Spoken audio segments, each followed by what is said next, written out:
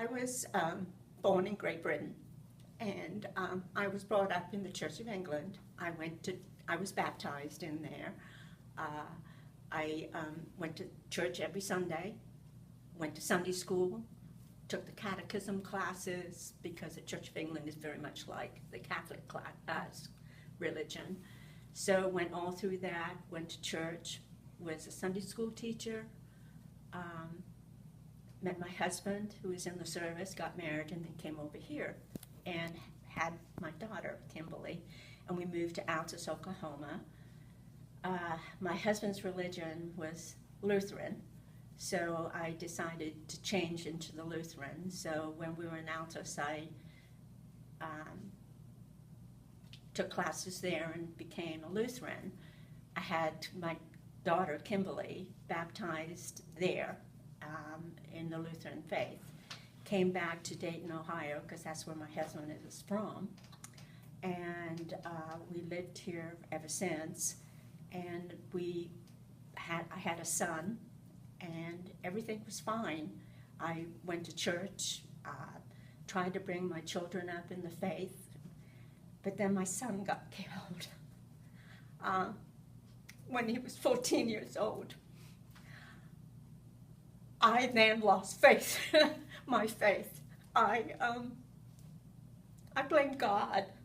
Why did he take him? He was a good person. He was a loving young man. So for the longest time, I listened to the evil one sitting on my shoulder, telling me all these lies, that I wasn't worth it. I had I'd done a sin that I couldn't be forgiven. And I just lost my faith. I met Ryan, and he kept bugging me to come, not to shelter, but to when you were in John Glenn. And so then when shelter opened, I was there for the very first service, and I've been coming ever since there. And gradually, I started to get my faith back. I started not listening to the evil one sitting on my shoulder.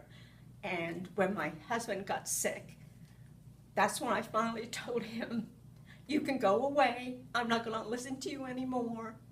I am worthy of being saved. And and then I just needed that nudge, or whatever you want to call it. It seemed like God was working through your sermons. When Pastor Chris came up and said, people were getting baptized for a second time, and were going in and washing away their old life and coming out and being renewed. And then when Pastor Chris came and said, you need to lay down your old burdens and not pick them up, that sort of clicked with me. And then when Pastor Ryan said, you need to lean into your faith and, and just surrender to God.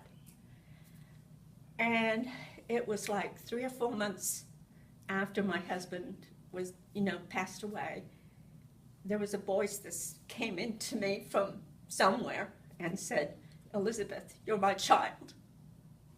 You're going to be saved. So don't worry anymore. I got this. Elizabeth, you have accepted Jesus into your heart and life, is that Yes. right? And you've made a willful choice to follow him. Yes. Amen. Elizabeth, if you would, just put your hand. We baptize you in the name of the Father, Son, and the Holy Spirit.